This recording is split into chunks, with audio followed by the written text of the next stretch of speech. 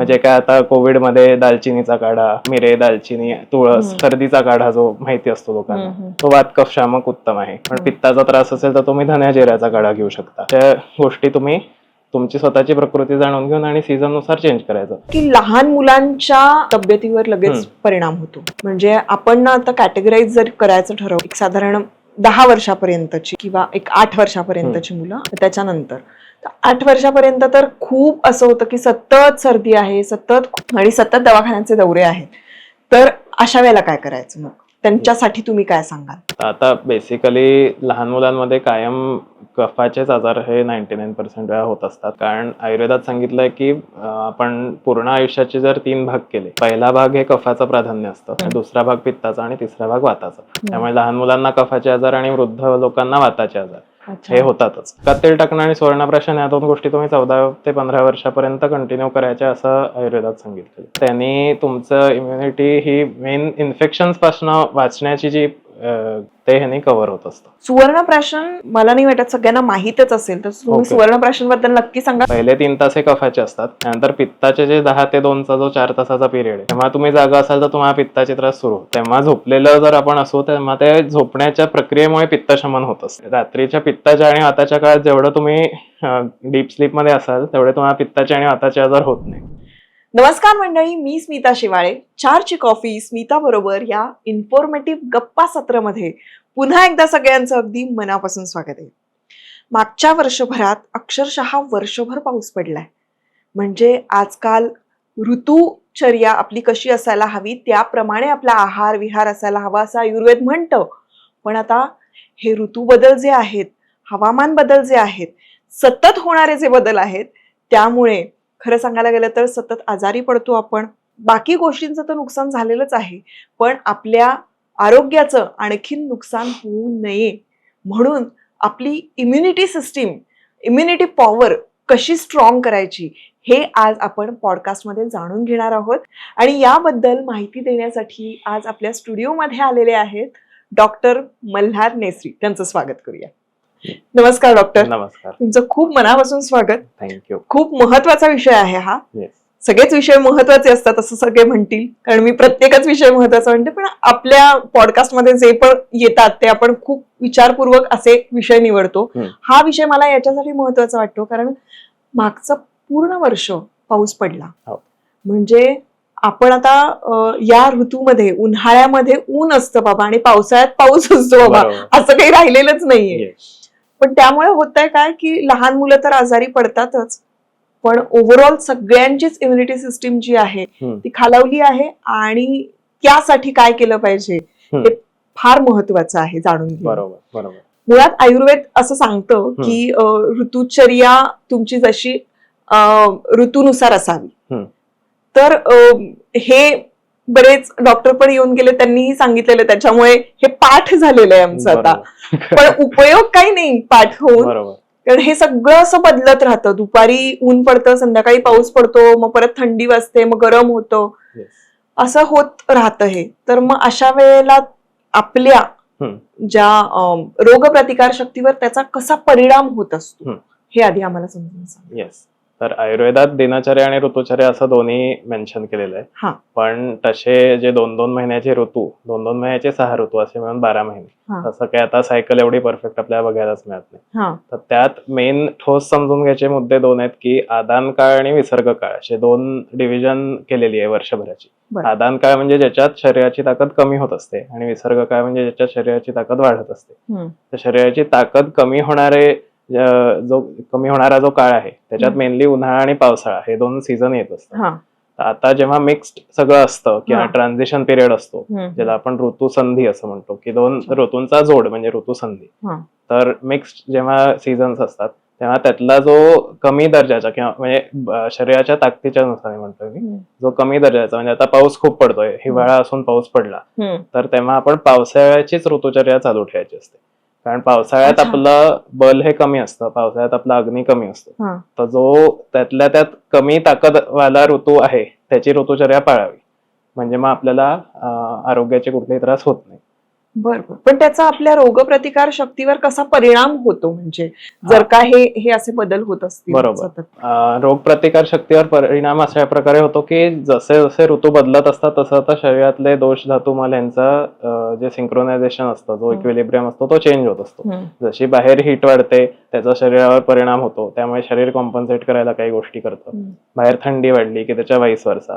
अशा ज्या सायकल शरीरात चालू असतात, जेव्हा सगळंच मिक्स्ड असतं तेव्हा शरीर पण कन्फ्युज होतं. आणि त्यामुळे त्यातला जो सगळ्यात आपल्याला हानिकारक ऋतू आहे वर्षभरात सगळ्यात लो इम्युनिटी ही पावसाळ्यात असते, हे सगळ्यांना माहिती. आणि पाऊस जर वर्षभर पडत असेल तर सरळ सरळ वर्षभर पावसाळ्याची ऋतुचर्या मॅक्सिमम शक्य तेवढी पाळावी. तसंच इतर जेव्हा प्रॉपर उन्हाळा असतो तेव्हा प्रॉपर उन्हाळ्याची, हिवाळा असतो तेव्हा हिवाळ्याची, असं करून आपण जर पाळलं तर मग आपल्याला इम्युनिटीचा एवढा प्रॉब्लेम येत नाही. आता पावसाळ्यात मेन प्रॉब्लेम काय असतो की आपला अग्नी मंद होत असतो. आयुर्वेदात असं सांगितलंय की रोगा सर्वेपी मंदग्नी. म्हणजे आपल्याला मंदाग्नी म्हणजे फक्त पोट बिघडणं किंवा भूक न लागणं असं वाटतं, पण प्रत्येक लेवलवर आपल्या मेटाबॉलिझम जे घडत असतं, कुठलंही ट्रान्सफॉर्मेशन म्हणजे अग्नी आहे. त्यामुळे प्रत्येक ठिकाणी प्रत्येक टिश्यू जो बनत असतो तो आधीच्या टिश्यू पासून अग्नी त्याच्यावर काम करून दुसरा टिश्यू बनवत असतो. तर ही जी प्रोसेस आहे ही सगळीच मंदावते. अगदी पोटातल्या पचनापासून आपल्या हाडांपर्यंत सगळ्या गोष्टींचं जे रिज्युविनेशन आहे ते सगळ्यात स्लो पावसाळ्यात असतं. त्यामुळे हलका आहार घेणं, पोटाचे कंडिशन्स होऊ नयेत म्हणून जपून राहणं, घरचं खाणं, मुगाचं कढण यासारख्या हलक्या गोष्टी खाणं, हे कंटिन्युअस चालू ठेवायला लागतं पावसाळ्यात. तर जर वर्षभर पाऊस असेल किंवा 6-8 महिने पाऊसच असेल तर मॅक्सिमम आपला आहार हा हलका आणि पौष्टिक अशा कॅटेगरीतला असला पाहिजे. कारण हे फारच गरजेचं झालंय. आणि आता या व्यतिरिक्त सुद्धा आपण आपल्या आहारामध्ये किंवा कुठले असे काही काढे आहेत का की जे आपण रेग्युलरली घेतले तर ते चालू शकतात? बऱ्याचदा काय होतं की म्हणजे मी हे ऑब्झर्व केलंय की काही काढे ना खूप उष्ण असतात. बरोबर. आणि मग त्यानंतर ते उष्णता इतकी वाढते आणि मग त्याचा त्रास होतो. पण असं काही दुसरं तुमच्याकडे काही तुम्ही सांगू शकाल का, ऑप्शन आहे का? बेसिकली काढे जे आहेत, आता काढा म्हणजे काय, आपले बेसिकली मसाल्यांचेच वेगवेगळे प्रकार काढ्यांमध्ये घरातले वापरले जातात. तर त्यात जनरली सगळे मसाले उष्णच असतात, पण काही गोष्टी आहेत ज्या पित्तशामक आहेत, काही गोष्टी आहेत ज्या जास्त वातशामक आहेत, काही गोष्टी आहेत ज्या जास्त कफशामक आहेत. तर हे जनरली तुम्ही एकतर ऋतूनुसार पहिले म्हणजे, आणि दुसरं म्हणजे तुमच्या प्रकृतीनुसार ठरवायला लागतं. तर प्रकृती स्वतःची कशी ओळखायची याच्यासाठी वाटलं तर आपण पीडीएफ एक देऊयात. तर त्याच्यातले तुम्ही उत्तर दिली स्वतःची स्वतः त्या पीडीएफ मधनं की प्रत्येक उत्तरापुढे दोषाचं VPK असं लिहिलेलं आहे, वात पित्त कफ. ज्याला सगळ्यात जास्त पॉईंट्स येतील ते तुमचा मेन दोष, फॉलोइंग सेकंड आणि लास्ट थर्ड. तर तुम्हाला 2 समजा वात आणि कफ मेजर आले तर तुमची वात कफच प्रकृती असं समजून मग वात कफच प्रकृतीला सगळे उष्ण औषधं आणि उष्ण काढे चालतात. म्हणजे काय, आता कोविड मध्ये दालचिनीचा काढा किंवा मिरे, दालचिनी, तुळस हा जो टिपिकल आपण सर्दीचा काढा जो माहिती असतो लोकांना, तो वात कफ शामक उत्तम आहे. पण पित्ताचा त्रास असेल तर तुम्ही धन्या जिऱ्याचा काढा घेऊ शकता. तर अशा गोष्टी तुम्ही तुमची स्वतःची प्रकृती जाणून घेऊन आणि सीझन नुसार चेंज करायचं. तर उन्हाळ्यात सगळ्यांनीच धने आणि जिऱ्याचं काढा किंवा पाणी रात्रभर भिजवून ठेवून नुसतं पाणी केलं तरी चालतं. काढा केला तर त्याचे अजून थोडे जास्त त्यातले ऍक्टिव्ह इन्ग्रेडियंट्स येत असतात. आणि हिवाळ्यामध्ये तुळस, दालचिनी, वेलदोडा, काळी मिरी हे अगदी थोडं थोडं घालून चहासारखं, ज्याला हर्बल टी म्हणून विकतात ते हेच असतं, वेगळं काही नसतं. ह्याच्यात तुम्ही वाटलं तर थोडं ग्रीन टी किंवा कॉफी तुमच्या आवडीनुसार टाकू शकता. तर हे जे उष्ण आणि शीत प्रकार आहेत हे सीझन प्रमाणे ठरवायचे आणि आपल्या प्रकृतीप्रमाणे ठरवायचे. जर आता आपली प्रकृती आणि सीझन उलटा असेल, म्हणजे पित्ताची प्रकृती आहे पण हिवाळा चालू आहे, तर मग एक वेळा गरम काढा घ्या, एक वेळा थंड काढा घ्या. तर थंड काढ्यात बेस्ट धने जिऱ्याचा काढाच असतो, जो घरच्या घरी तुम्हाला बनवता येईल. ओके. येस.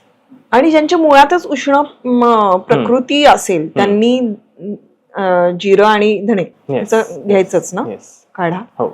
मला आणखीन एक असं वाटतं की लहान मुलांच्या तब्येतीवर लगेच परिणाम होतो. बरोबर. म्हणजे आपण ना आता कॅटेगराईज जर करायचं ठरवलं, एक साधारण 10 वर्षापर्यंतची किंवा एक 8 वर्षापर्यंतची मुलं आणि त्याच्यानंतर 8 वर्षापर्यंत तर खूप असं होतं की सतत सर्दी आहे, सतत खोकला आहे आणि सतत दवाखान्याचे दौरे आहेत. तर अशा वेळेला काय करायचं मग? त्यांच्यासाठी तुम्ही काय सांगाल? आता बेसिकली लहान मुलांमध्ये कायम कफाचेच आजार हे 99% वेळा होत असतात. कारण आयुर्वेदात सांगितलंय की आपण पूर्ण आयुष्याचे जर 3 भाग केले तर पहिला भाग हे कफाचं प्राधान्य असतं, दुसरा भाग पित्ताचा आणि तिसरा भाग वाताचा. त्यामुळे लहान मुलांना कफाचे आजार आणि वृद्ध लोकांना वाताचे आजार हे होतातच. तर त्यासाठी अगदी छोट्या छोट्या गोष्टी असतात की लहान मुलांना जसं पूर्वीपासून पद्धत आहे, आंघोळ झाल्यानंतर टाळूला वेखंडाची पूड लावणं, हे आता लोक करत नाहीत. तर त्यांनी पूर्ण अपर रेस्पिरेटरी ट्रॅक्ट ज्याला म्हणतात, म्हणजे छातीचा वरचा भाग, नाक, सायनस आणि कान या ठिकाणचा कफ कंट्रोलमध्ये राहतो. तर तेवढीशी फक्त म्हणजे आंघोळ झाल्यावर नुसती पावडर स्प्रिंकल करायची असते, बाकी काही नसतं करायचं. आणि त्यांना टोपी किंवा जे काय तुम्ही बांधता ते बांधून ठेवलं की त्याचा उष्णतेचा परिणाम बाळाच्या सायनसेसवर होत राहतो आणि त्याचा जो वास येत राहतो त्यांनी सुद्धा सायनसेस क्लिअर राहतात. तर हे आधी पूर्वी हे सगळं केलं जायचं, आता लोकांना त्याचा विसर पडला. दुसरी गोष्ट म्हणजे बाळांना नाकात रेग्युलरली तेल टाकणं. तर त्याला एक तर पंचेंद्रियवर्धन तेल म्हणून जे अवेलेबल आहे मार्केटमध्ये ते, किंवा वचा तेल. वचा तेल थोडं स्ट्रॉंग असतं. जर सर्दी ऑलरेडी झाली असेल किंवा खूपच सर्दीचा त्रास असेल तर वचा तेल वापरायचं. रेग्युलर यूज साठी पंचेंद्रिय, अगदी बारीक एअरबडवर घेऊन एखादा थेंब किंवा तुमच्या करंगीने बाहेरच्या बाहेर नाकाला बाळाच्या लावायचं असतं. अच्छा, तो लावायचा की आतमध्ये टाकायचं? आतमध्ये टाकलं तर ते घशात उतरतं आणि बाळांना खोकला येतो किंवा ते रडतात, इरिटेट होतात. त्यामुळे नुसतं बोटावर किंवा एअरबडवर घेऊन लावलं तरी त्यांचं ते ऍब्झॉर्ब होतं आणि त्यांनी सायनसेस मधली सूज आणि कफ कंट्रोलमध्ये राहतो. तर हे रेग्युलर लावण्याची गोष्ट आहे. म्हणजे नाक, कान, डोकं आणि पाय या ठिकाणी रोज तेल लावलंच गेलं पाहिजे, लहान बाळांपासून सगळ्यांनाच, असं आयुर्वेदाचा नियम. म्हणजे ऍक्च्युअली जसं आपण अभ्यंग स्नान करतो दिवाळीत तेच वर्षभर करणं अपेक्षित आहे. तेवढा वेळ तुम्हाला नाही पूर्ण जसं दिवाळीच्या दिवशी आपण करतो ना की डोक्यापासून पायापर्यंत तेल लावून मग उठण्याने आंघोळ करणं, हे ऍक्च्युअली वर्षभर करायची गोष्ट आहे. पण ते जर जमत नसेल तर किमान शिरश्रवण पादेशू विशेषेण शील आहेत असं सांगितलं. म्हणजे कान, डोकं आणि तळपाय ह्याला तरी तेल रोज लावलंच गेलं पाहिजे. तर तोच नियम बाळांना पाळायचा आहे. बाळांना ऍडिशनली नाकात, कारण त्यांना सर्दीचा त्रास वारंवार होतो वयामुळे. आणि दुसरी गोष्ट त्याच्यात आहे की सुवर्णप्राशन. सुवर्णप्राशन जे 6 महिन्यापासून आपण 14-15 वर्षापर्यंत रोज देऊ शकतो, त्याने इम्युनिटी खूप चांगली राहते. अच्छा, हे झालं अगदी लहान बाळांचं तुम्ही सांगताय, पण जे शाळेमध्ये जातात मुलं, त्यांना सुद्धा या गोष्टी केल्या तरी सगळ्या सेम गोष्टी फॉलो करायच्या. फक्त म्हणजे नाकात तेल टाकणं कंटिन्यू करायचंच आहे. नाकात तेल टाकणं आणि सुवर्णप्राशन या 2 गोष्टी तुम्ही 14 ते 15 वर्षापर्यंत कंटिन्यू करायच्या असं आयुर्वेदात सांगितलं. बरोबर. त्यामुळे त्यांनी तुमचं इम्युनिटी ही मेन इन्फेक्शन पासून वाचण्याची जी गरज आहे ते ह्यानी कव्हर होत असतं. बरोबर.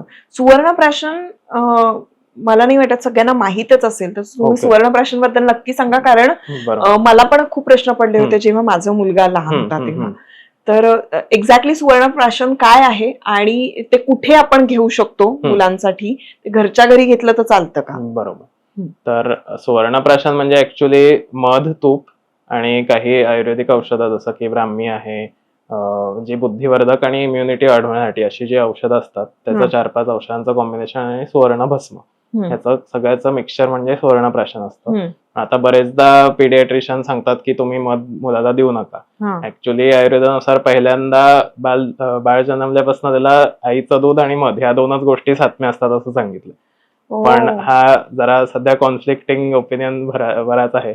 तर ज्यांना मध द्यायचं असेल त्यांना नुसतं सुवर्णप्राशनच्या आपण टॅबलेट्स देतो किंवा सुवर्णप्राशनचे इतर जे घटक आहेत त्याच्या कॅप्सूल्स बनवून देतो की तुम्हाला जर मध द्यायचं असेल तर तुम्ही बेसिक तुपातनं द्या फक्त, किंवा ब्राह्मी ग्रोथ जे मिळतं त्याच्यातनं द्या.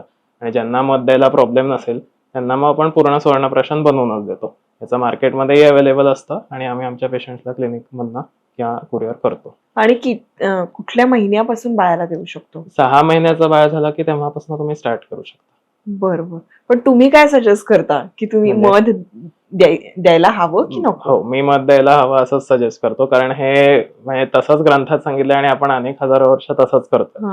फक्त मधाने खूप रेअरली काही इन्फेक्शन झालेली आहेत, ती सुद्धा आपल्याकडे त्याच्या एवढ्या केसेस नाहीत, बाहेरच्या देशात जास्त आहेत. तर पण आपल्याला मध तसा खूप सात्म्य आहे इंडियन लोकांना. आणि लहान मुलांना कफाचे जे आजार होतात त्याच्यात आहारातलं सगळ्यात कफशामक चांगलं द्रव्य मध आहे. लोकांना जे वाटतं की मेरे किंवा काढे, उष्ण गोष्टी, मसाले यांनी कफ कमी होतो, त्याच्यापेक्षाही चांगला कफ कमी करण्याचं आणि चविष्ट साधन मध आहे. त्यामुळे ते लहान मुलांना खूपच गरजेचं असतं. पण बऱ्याच पालकांना आजकाल शंका असते, भीती वाटते, म्हणून मग काही न देण्यापेक्षा तेच हर्ब्स आणि तेच सुवर्णभस्म तुम्ही तुपातना देऊ शकता. पण असं होतं ना बऱ्याचदा की आपण जे कफ सिरप देतो त्याच्यामध्ये मधाचा कंटेंट असतोच की, मग ते चालतं, पण आपण असं प्युअर मध दिलं तर नाही चालणार. कारण तो पॅश्चराइज्ड असतो. पण आयुर्वेदात सांगितलेलं आहे मध कधी गरम करायचा नाही, त्यामुळे रॉ हनीच देणं अपेक्षित आहे. तर तिथे ते सगळं डिबेट आहे. बरं, हे झालं लहान मुलांसाठी. आता दुसरी कॅटेगरी आपण तरुण आणि वृद्ध पर्यंतच आपण मग कशी काळजी घेतली पाहिजे आणि रोगप्रतिकार शक्ती वाढवण्यासाठी आपण काय केलं पाहिजे? बरोबर. आता तरुण आणि वृद्ध लोकांना, लहान मुलांना तर स्वतःचं शेड्यूल हे आई वडीलच ठरवून देत असतात, पण सगळ्यात मेजर प्रॉब्लेम हा शेड्यूलचा सुरू होतो तरुण वयापासून. तर आयुर्वेदात सांगितलं आहे की 3 उपस्तंभ जे आरोग्याचे आहेत, उपस्तंभ म्हणजे 3 पिलर ज्याच्यावर आरोग्य टिकून आहे. जसं घर पिलर्सवर असतं, तर ते 3 पिलर्स आहेत आहार, निद्रा आणि ब्रह्मचर्य. तर आपलं डाएट आणि झोप हे जेवढं ऑप्टिमम लेवलला असेल, आणि ब्रह्मचर्य हे तर तुमचं ऑफकोर्स मॅरिड लाईफ किंवा एका सर्टन एज नंतर चालू होणार आहे, पण या 3 गोष्टी जेवढ्या तुम्ही कंट्रोल कराल तेवढं तुमचं आरोग्य निरोगी राहतं. तर त्यामुळे झोपेचं शेड्यूल रेग्युलर असणं, मिनिमम 6 ते 8 तास झोप, आयडियली रात्रीची 10 ते 2 ची जी झोप असते तर ती सगळ्यात इम्पॉर्टंट असते. आजकाल एक्झॅक्ट उलट होतं, लोक 1 वाजल्यानंतर झोपतात. तर हा का महत्वाचा काय आहे की जसं आपण आयुर्वेदात सगळंच वातपित्त कफ मध्ये डिवाइड केलंय, तसा दिवसही वातपित्त कफ मध्ये डिवाइड केलं. दिवसाची सुरुवात आणि रात्रीची सुरुवात, पहिला काळ हा कफाचा, दुसरा काळ पित्ताचा. तुम्ही जर बघितलं, रात्र साधारण 6-7 वाजता सूर्यास्त झाल्यानंतर पहिले 3 तास हे कफाचे असतात, त्यानंतर पित्ताचे जे 10 ते 2 चा जो 4 तासाचा पिरियड आहे, तेव्हा तुम्ही जागा असाल तर तुम्हाला पित्ताचे त्रास सुरू होतात. तर तेव्हा झोपलेलं जर आपण असू, तेव्हा ते झोपण्याच्या प्रक्रियेमुळे पित्तशमन होत असतं. त्यामुळे रात्रीच्या पित्ताच्या आणि वाताच्या काळात जेवढं तुम्ही डीप स्लीप मध्ये असाल तेवढे तुम्हाला पित्ताचे आणि वाताचे आजार होत नाही. सो स्लीप शेड्यूल हे खूप रिपीटेड आणि सगळ्यांनी वारंवार ऐकून त्यांना कंटाळा आला असेल, पण हे खूप अंडररेटेड गोष्ट आहे. नाही, हे आपण हे बंबार्डिंग होत आहे या पॉडकास्ट थ्रू, तर खूप बंबार्डिंग होत आहे, पण हे कळणंच खूप गरजेचं आहे की तुमचं बरेचदा काय असतं, सोपी गोष्ट असली की लोक त्याला ऐकून सोडून देतात. काहीतरी कॉम्प्लिकेटेड, खूप हे औषध आणा, ते ह्याच्यात मिक्स करून खा वगैरे असं सांगितलं की त्यांना ते करावं असं वाटतं. पण बेसिक आहार आणि निद्रा हे खूपच महत्वाचं आहे. म्हणजे इव्हन आता जे रिसर्चेस येतात की ज्याच्यात लॉन्जेव्हिटी कशी वाढवायची, तर त्याच्यात म्हणजे वेगवेगळे फॅक्टर्स किंवा वेगवेगळे पॉप्युलेशनचे स्टॅटिस्टिकल स्टडी केले जातात. तर त्याच्यात सगळ्यात जास्त जगणारी माणसं ही सगळ्यात जास्त झोपणारी माणसं. म्हणजे असं पण आहे की जास्त झोप अपुरी असेल आणि दुसऱ्या माणसाची झोप पूर्ण होते रेग्युलरली आणि त्याला अनेक व्यसनं पण आहेत, तरी तो जास्त जगतो. इतकं झोपेला महत्व आहे. जे झोपत नाहीत त्यांच्यासाठी खरं तर हे आहे, कारण खूप जणांचं असं असतं की नाही, माझी झोप कमीच आहे किंवा योग्य वेळेत झोप घेत नाही. त्याच्यावर एक वेगळा विषय झालेला आहे आपल्या चॅनेलवर, पण खरंच झोप ही अतिशय महत्वाची आहे. त्याचबरोबरीनं आपली पचनशक्ती, त्याच्यानंतर म्हणजे जो आपण अग्नी म्हणतो तो आपला व्यवस्थित असणं, त्याचा सुद्धा रोग प्रतिकार शक्तीशी संबंध आहे. पण तो कसा? नाही, सगळ्यात मोठा संबंध त्याचाच आहे. कारण की अग्निम आहारम पचती आहारेण विना दोषम पचती असं सांगितलं की म्हणजे आहार जोपर्यंत तुमच्या पोटात आहे तोपर्यंत अग्नी तो आहार पचवत असतो. आहार जसा संपला, पोट रिकामं झालं किंवा शरीरातले जे टॉक्सिन्स आहेत ज्याला आपण दोष म्हणतो, तर ते पचवायचं काम पण अग्नीच करत असतो. मग ते दोष पचल्यानंतर सुद्धा तुम्ही काही खाल्लं नाही तर मग तुमचे धातू पचून तुम्हाला मालन्यूट्रिशन होणं किंवा थकवा येणं ही लास्ट स्टेज आहे. पण त्या स्टेजला पोहोचायच्या आधी तुमचे दोष पचवण्याचं काम हा अग्नीच करत असतो. त्यामुळे भूक नसताना खाणं आणि जेवढी भूक आहे त्याच्यापेक्षा जास्त खाणं, या 2 गोष्टी सगळ्यात मोठी आहार रोगाची कारण आहेत. त्यामुळे तेच ना की जसा ऋतू असेल तसं आपण खाल्लं पाहिजे. आणि जसं हिवाळ्यात सगळ्यात जास्त आपल्याला भूक लागते आणि आपण आता राहतो इंडियात, तर इंडियात आपल्याला साधारण 2 ते 3 महिन्याचाच चांगला हिवाळा मिळतो. बाकी महिने आयदर उन्हाळा किंवा पाऊस किंवा एक मीडियम टेम्परेचर असतं. तर त्यामुळे आपल्याला मेन चांगला अग्नी असलेला पिरियड की जेव्हा हवं तेवढं आणि हवं तसं खाल्लं पाहिलं तर चालेल, ते फक्त 2च महिने असतात. त्यामुळे आपण अशा ह्याच्यात राहत असल्यामुळे कंट्रीमध्ये की जिथे थंडी फारशी नसते, आपल्याला अग्नीचं रक्षण जास्त चांगल्या प्रकारे करायला लागतं, जास्त लक्ष देऊन करायला लागतं. संक्रांतीपर्यंत तरी आपण हे कन्सिडर करू शकतो की व्यवस्थित थंडी असते. सगळं बदललेलंच आहे आता खरं पाहायला गेलं तर, पण तरी सुद्धा आता मग दिनचर्या कशी असावी? बरोबर. तर आता ह्याच्यात एक लोकांचा प्रश्न असतो की सकाळी ब्रेकफास्ट करायचा का?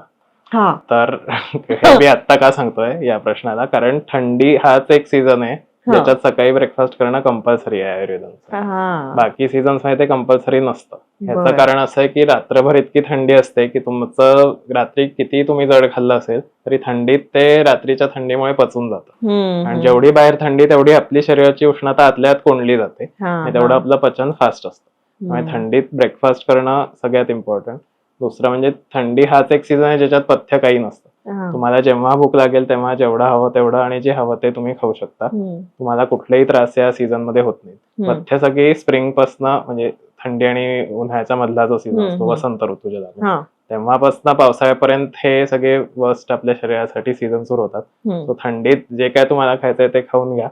पुढच्या महिन्यांपासूनची ऋतुचर्या पाळणं जास्त इम्पॉर्टंट. करेक्ट. म्हणजे आपण करेक्ट वेळेत हा पॉडकास्ट करतोय मला असं वाटतं, कारण आता यानंतर ते सगळं बिघडणार आहे, तर त्यासाठी काय काय करायचं हे मी बऱ्यापैकी सांगितलेलं आहे. काही जणांची मुळातच रोगप्रतिकार शक्ती ही कमीच असते, तर ती कशी ओळखायची आणि त्यांनी काय करायचं? बरोबर. तर ह्याच्यात अगदी बेसिक गोष्टी आहेत. रोगप्रतिकार शक्ती खराब आहे हे जाणून घ्यायला काही 4 वेळा आजारीच पडायला लागतं असं नाही. ते तर ऑब्विस म्हणजे आन्सर झालं त्याचं. म्हणजे ताप, खोकला हे वारंवार होतं, हे कमी इम्युनिटीचं लक्षण. पण त्याच्या आधी की हे उद्याला होणार आहे, आपण उद्यापासनं किंवा काही दिवसांनी आपली वारंवार आजारी पडण्याची प्रवृत्ती व्हायला लागणार आहे, हे कसं ओळखायचं? तर त्याच्यात बेसिक सांगितलं की स्वास्थ्य म्हणजे काय ह्याची डेफिनेशन बघितली तर आपल्याला, आपण त्याच्यात बसतो का, त्याचं उत्तर नाही असेल तर आपण आजारी आहे. त्याच्यात काय सांगितलं की समदोषा समग्निश्च समधातू मलक्रिया. म्हणजे काय की आपले दोष अग्नी म्हणजे भूक ही रेग्युलरली आपल्याला भूक लागते 2 वेळा व्यवस्थित लागते, कधी जास्त लागते कधी कमी लागते असं नाही.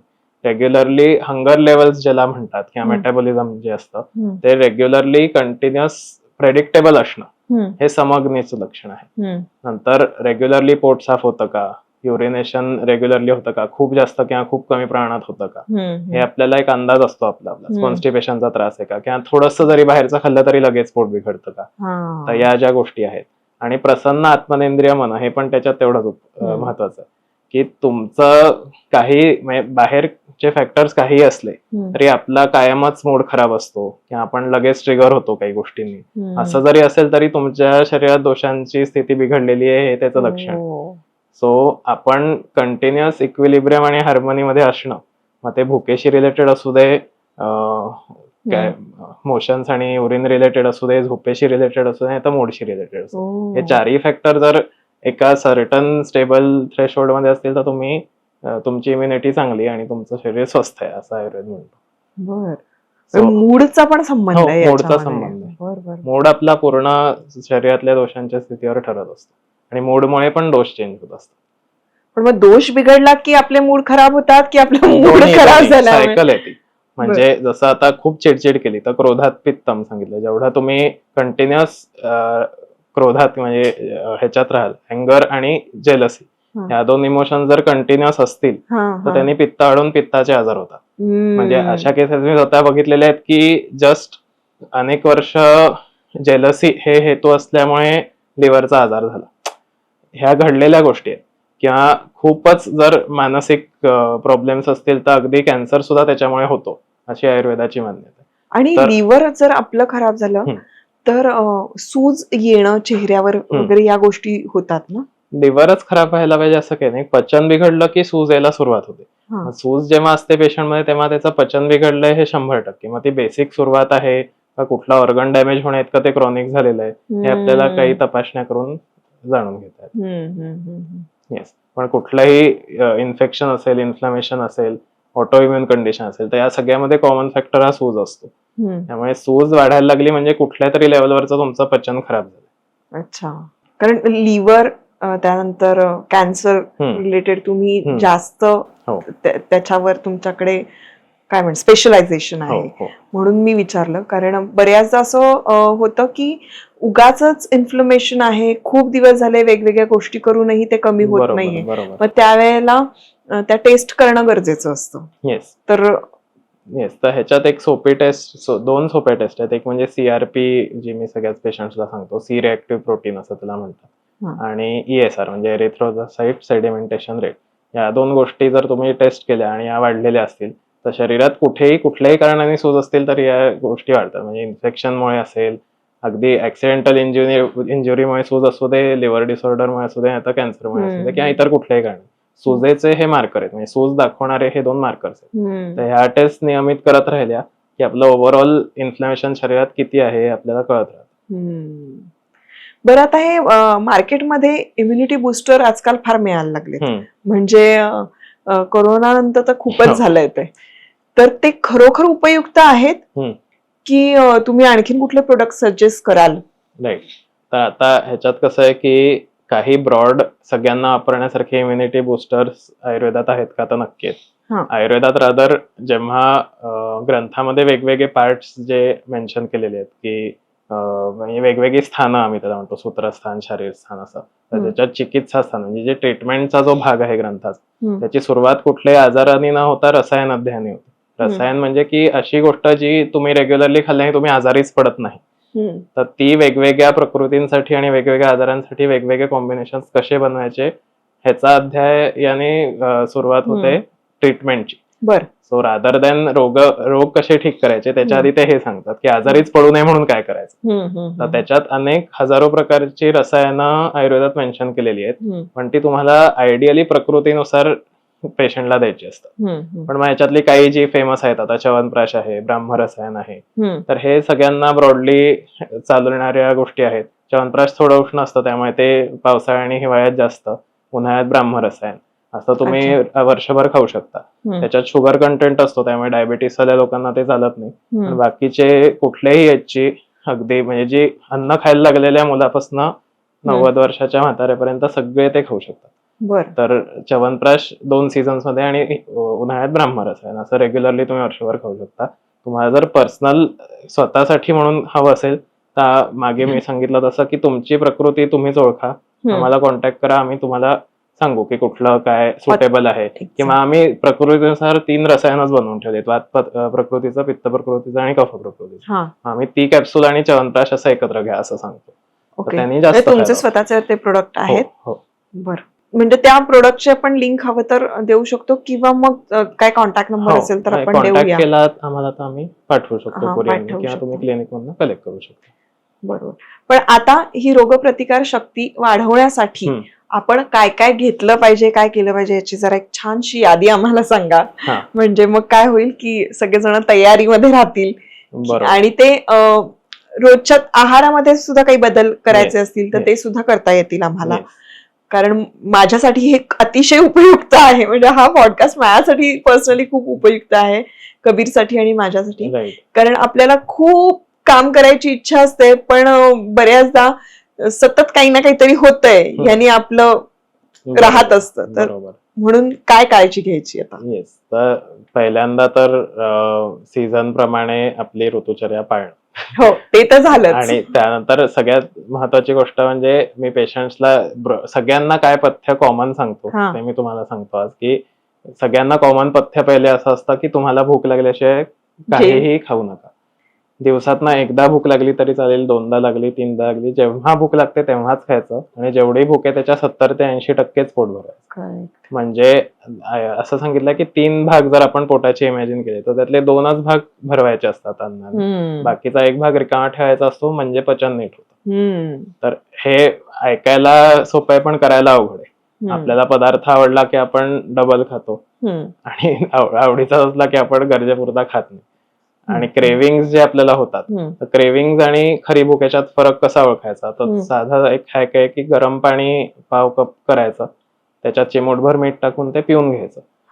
तुम्हाला जनरली हे मीठ पाण्याच्या मिक्सरने ढेकर येतेच.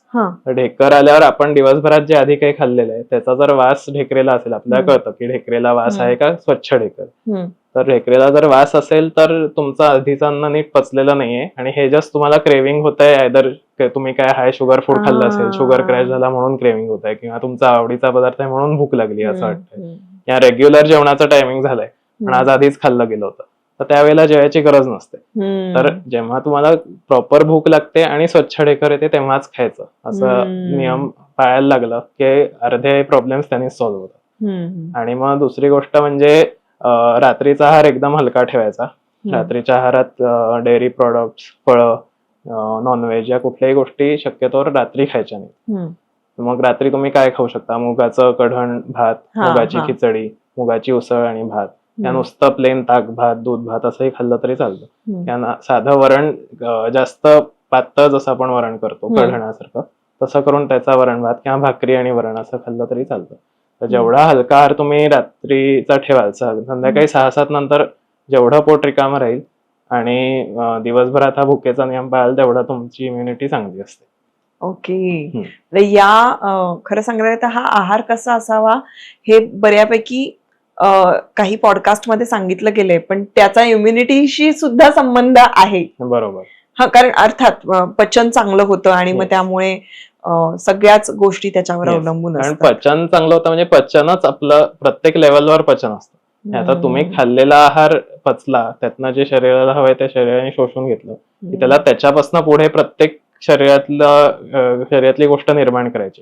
तुमचं रक्त असेल, स्किन असेल, मसल्स असतील, बोन्स असतील, तर हे प्रत्येक जे ट्रान्सफॉर्मेशन आहे तिथे प्रत्येक ठिकाणी पचन इन्व्हॉल्ड आहे. तर जेवढं पहिलं पोटातलं पचन बिघडलेलं असेल तेवढं ते कॅरी फॉरवर्ड होत राहतं. जसं आपण थकबाकी राहणं म्हणतो ना, तसं ते कॅरी फॉरवर्ड ते आमदोष होत असतो आणि त्यानेच आजार होत असतात, वेगळं काही कारण नसतं. आणि ते जेवढं शरीरात पसरेल तेवढं इन्फ्लॅमेशन वाढतं, जेवढं इन्फ्लॅमेशन असेल तेवढं तुम्ही जास्त ससेप्टेबल असता कुठल्याही इन्फेक्शन. सो सगळ्याचं मूळ कारण आहारच आहे. म्हणजे आयुर्वेदात ट्रीटमेंटला चिकित्सा हा शब्दच नाही, काय चिकित्सा असा शब्द आहे. आणि काय इज नॉट शरीर, काया इज शरीर, काय इज अग्नी. सो अग्नीची चिकित्सा इज पूर्ण चिकित्सा, असं आयुर्वेदाची मान्यता. पण आता ही काय चिकित्सा म्हणजे आपला अग्नी उत्तम राहण्यासाठी आयुर्वेदामध्ये कुठल्या अशा चिकित्सा आहेत की ज्या आपण करू शकतो? म्हणजे वर्षभरात त्या कधी केल्या पाहिजे ज्यांनी आपली रोगप्रतिकार शक्ती उत्तम राहील? आता ह्याच्यात 2-3 गोष्टी आहेत. एक म्हणजे वार्षिक पंचकर्म करायला सांगितलं. म्हणजे त्याच्यात जनरली आता कसं आहे की पंचकर्मात वमन, विरेचन, बस्ती वगैरे 5 वेगवेगळे प्रकार येतात. पण आजकालच्या लोकांना त्यातलं वमन आणि रक्तमोक्षण फारसं सहन होत नाही, कारण आजकाल लोकांची ताकद ओव्हरऑल कमी झालेली आहे. त्यामुळे विरेचन आणि बस्ती या 2 ज्या गोष्टी आहेत त्या सीझनली वर्षातनं एकदाच करून घ्यायच्या तुमच्या प्रकृतीनुसार. पित्त प्रकृतीचा पेशंट असेल तर पावसाळ्यात किंवा ऑक्टोबर हीट जेव्हा असते तेव्हा वर्षातनं एकदा विरेचन घ्यायचं. आणि वात प्रकृतीचा पेशंट असेल किंवा जे पेशंट सिनियर आहेत, 50-60च्या वर त्यांचं वय आहे, त्यांनी वर्षातनं एकदा बस्ती करून घ्यायचं. असं रेग्युलरली जे वर्षातनं एकदा बस्ती करून घेतात त्यांना बाकी वर्षभर ट्रीटमेंटची काही गरजच पडत नाही. असं म्हणजे अनेक पेशंट्स आहेत की जे फक्त बस्ती करायला आमच्याकडे पावसाळ्यात येतात, बाकी मग ते वर्षभर कधी रेअरली त्यांचा काही कॉल येतो की सर्दी ताप झालाय किंवा काय झालंय. ते फक्त हे दिनचर्या पाळणं आणि वर्षातनं एकदा बस्ती करणं आणि वर्षभर जसं मी सांगितलं तसं रसायन घेणं, या 3 गोष्टी केल्या तरी 90% प्रॉब्लेम्स किंवा इन्फेक्शन तुम्हाला होतच नाही. पण आताचं जे हवामान आहे त्यानुसार आता काय केलं पाहिजे? आता थंडीत पंचकर्म करायची गरज नसते, कारण थंडी मी मगाशी सांगितलं तसं थंडी हा ट्रीटमेंटचा काळच नाही, थंडी हा ताकद वाढवण्याचा काळ. आणि थंडीत मॅक्सिमम आहार घेणं आणि मॅक्सिमम व्यायाम करणं या 2 गोष्टीच तुमच्या रसायन म्हणून काम करत असतात. आणि तिसरी गोष्ट आहे की ऍक्च्युअल रसायन खाणं, जे मी म्हणलं च्यवनप्राश आणि तुमच्या प्रकृतीनुसार, हे कॉम्बिनेशन थंडीभर म्हणजे 3 महिने तुम्ही सलग खाल्लं आणि व्यवस्थित व्यायाम केला आणि पौष्टिक आहार घेतला, तुमची वर्षभराची ताकद ही थंडीत निर्माण होत असते. आणि बाकीचे दोष शरीरातनं बाहेर काढून टाकण्याचे पंचकर्म वगैरे प्रोसिजर असतात त्या बाकीच्या सीझन मध्ये करणं अपेक्षित, थंडीत त्या करणं अपेक्षित नाही.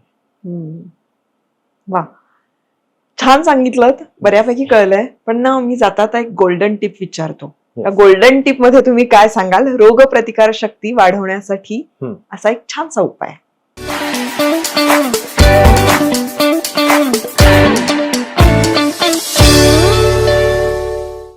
आता आपण एवढे वेगवेगळे रसायन आणि च्यवनप्राश वगैरे या सगळ्या गोष्टींबद्दल बोललो, पण नित्यम क्षीरघृताभ्यासो असं सांगितलं की हे एक श्रेष्ठ रसायन आहे की देशी गाईचं दूध आणि देशी गाईचं तूप ह्याचा अभ्यास म्हणजे रेग्युलरली करणं. तर ते कुठल्या वेळेत सकाळी रिकाम्या पोटी, पण बऱ्याच लोकांना कफाचा त्रास होतो किंवा दूध पचण्याचा प्रॉब्लेम असतो, तर त्यांनी हळद आणि सुंठ असं टाकून गरम गरम गाईचं दूध त्याच्यात 2 चमचे गाईचंच तूप टाकून सकाळी ब्रेकफास्टची रिप्लेसमेंट म्हणून हे घ्यायचं असतं. तर हे एक वर्षभराचं सगळ्यांसाठी चालू शकतं. बरं. आणि जेवढं रेग्युलरली तुम्ही हे घ्याल तेवढं तुमची इम्युनिटी चांगली राहते. इरेस्पेक्टिव्ह ऑफ तुम्ही बाकीच्या गोष्टी करताय का नाही, सकाळी सकाळी हा जो ब्रेकफास्टचा रिप्लेसमेंट आहे हा ग्रंथातला आहे, म्हणजे मी पेशंटला सांगतो असं नाही. तर हे एक श्रेष्ठ रसायन म्हणून सांगितलेलं, तर हे सगळ्यांनी करण्यासारखं आहे. बरं, आता दूध जे आपल्याला प्युअर मिळत नाही त्याच्यावर फार डिबेट आहे. बरोबर. मग काय करायचं? तर आता दूध प्युरिटीचा एक विषय आणि A1 A2 चा दुसरा विषय. तर देशी गाईचं ज्यांना प्युअर मिळतंय ते सगळ्यात बेस्ट आहे, त्यात काही वाद नाही. पण ज्यांना देशी गाईचं मिळत नाही त्यांनी म्हशीचं दूध आणून सुद्धा त्याची साय जर काढून टाकली तर देशी गाईच्या दुधातले आणि म्हशीच्या दुधातले प्रोटीन्स हे दोन्ही A2च असतात. जर्सी गाईचं जे दूध असतं ते फक्त A1 प्रोटीन वाला असतं. त्यामुळे म्हशीचं दूध सुद्धा तुम्ही घेऊ शकता, फक्त त्याची साय काढून घ्यायचंय. गाईचं घेत असाल तर साई सकट घ्यायचं. असं म्हशीचं दूध जेव्हा मी म्हणतोय तेव्हा बफेलो मिल्क सेपरेट मिळतं आजकाल मार्केट. ते तुम्ही तुमच्या गवळ्याकडनं घेऊ शकता किंवा अमूलचं सुद्धा म्हशीचं दूध बफेलो मिल्क नावाचं वेगळं येतं, ज्याच्यावर ऍक्च्युअल म्हशीचं चित्र आणि ब्ल्यू कलरचं पॅकेजिंग. बाजारात तुम्ही जाऊन म्हशीचं दूध द्या म्हणलं तर ते फुल क्रीम मिल्क देतात. म्हणजे डेअरीत काय घडत असतं की गाय, जर्सी गाय, म्हैस सगळी दुधं मिक्स होतात, पॅश्चराइज करून फॅट पर्सेंटेज प्रमाणे वेगवेगळी पॅक केली जातात. हायेस्ट फॅट पर्सेंटेज वालं मिल्क ते म्हशीचं म्हणून विकतात, पण त्यात ऍक्च्युअली सगळ्याचं मिक्सचर असतं. रादर सगळ्याच दुधांमध्ये सगळ्याचं मिक्सचर असतं. त्यामुळे स्पेसिफिकली देशी गाईचं किंवा स्पेसिफिकली म्हशीचं असं दूध आणायचं आणि मग म्हशीचं असेल तर तापून साय काढून ते वापरायचं. अच्छा, ते उत्तम. येस.